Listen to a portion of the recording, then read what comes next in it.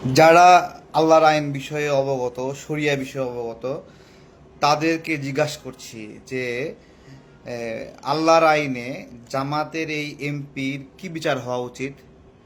উনি যদি বিবাহিত হন, অবিবাহিত হন না, অবিবাহিত অবিবাহিত হলে ওনার কি ধরনের শাস্তি, আর বিবাহিত হলে কি ধরনের শাস্তি।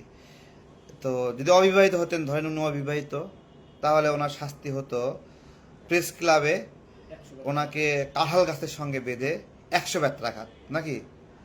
আচ্ছা, আর যদি যেহেতু উনি বিবাহিত, তাহলে প্রেস ক্লাবে তাহলে কমর পর্যন্ত পড়তে হবে নাকি গলা পর্যন্ত পড়তে হবে?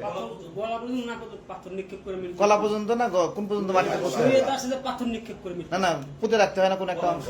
ও আচ্ছা আচ্ছা, তাহলে পাথর নিক্ষেপ, পাথর নিক্ষেপ নাকি। আচ্ছা, পাথর নিক্ষেপ, ঠিক আছে। তো এইটা হলো বিষয় হলো, আমি এইরকম একটা সিরিয়াস কথা বলতাম না, সিরিয়াস কথা বলতাম না। আমাকে সন্ধ্যার পর থেকে এই মানে সৎ লোকের শাসকদের অনুসারীরা তারা আমাকে ফোন দিয়ে পেরেশানি দিচ্ছে, হুমকি দিচ্ছে, এবং তাদের গ্রুপে পুরস্কার ঘোষণা হচ্ছে যে আমাকে মারবে, কাটবে, এরকম।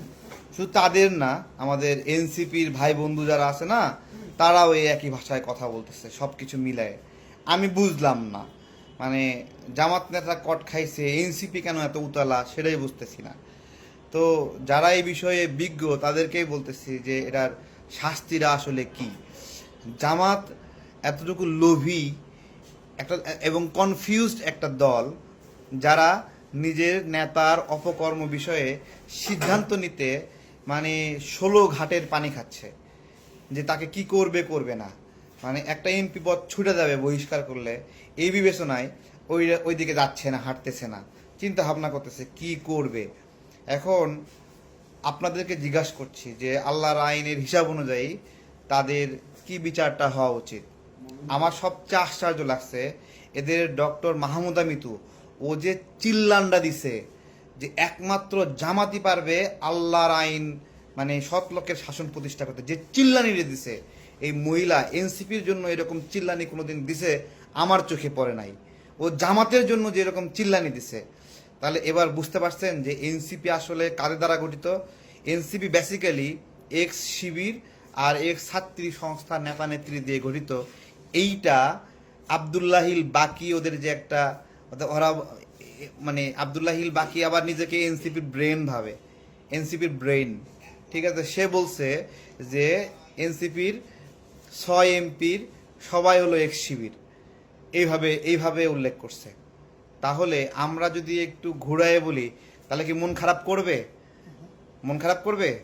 জিজ্ঞাসা করছি ডাক্তার মাহমুদা মিতু, আপনার যদি মিনিমাম লজ্জা থাকতো, তাহলে এই দেশে সবচেয়ে বেশি ধর্ষণের অভিযোগে অভিযুক্ত জামাতকে আপনি সৎলোকের শাসন বলতে পারতেন না। একজন নারী হয়ে বাংলাদেশের নারীদের, লক্ষ লক্ষ নারীদের সম্ভ্রমহানি করা একটা দল, তাদেরকে আপনি সৎলোকের শাসন যে চিল্লানিটা দিলেন, আপনার রাজনৈতিক পরিচয় যদি কেউ ছাত্রী সংস্থা বলে, আপনি মাইন্ড করবেন? মন খারাপ করবেন? রাগ করবেন? রাগ করেন না, কারণ চিল্লানির যে ভোল্টেজ, এই ভোল্টেজের উৎস কি আমাদের জানতে হবে। আপনাকে জিজ্ঞেস করতেছি, সৎ লোকের যদি শাসন থাকতো, তাহলে জামাতের এই এমপিকে, সে যদি বিবাহিত হতো তাহলে তার জন্য কি শাস্তি, এবং অবিবাহিত হলে তার জন্য কি শাস্তি, এইটা বলেন। এখন আমার ইচ্ছা করতেছে, মানে জামাতেও তো এক সুলাইমান শকুন আছে নাকি? জি আছে। হ্যাঁ, না আমি আমি 3 ইঞ্চি সুলাইমানের কথা বলতেছি না। 3 ইঞ্চি সুলাইমান না, আর একটা সুলাইমান আছে, বলেন তো কে?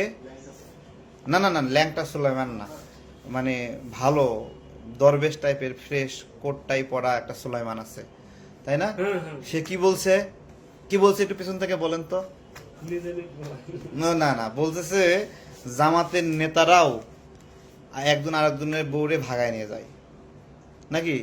জামাতের নেতারাও পরকিয়া করে, জামাত নেতারাও, জেলা নেতারা উপজেলা নেতার কাছ থেকে টাকা খায়া কমিটি দেয়।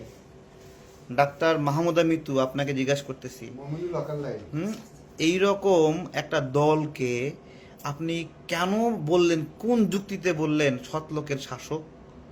আপনার স্বপ্নগুলো আকাশ ছুবে প্রবাসীর হেলিকপ্টারের মাধ্যমে। বিয়ে, জন্মদিন অথবা যে কোনো বিশেষ প্রয়োজনে হেলিকপ্টার ভাড়া করতে যোগাযোগ করুন স্ক্রিনে দেয়া নাম্বারে। প্রবাসীর হেলিকপ্টার, নিরাপদ ও সাশ্রয়ী বাহনের বিশ্বস্ত নাম।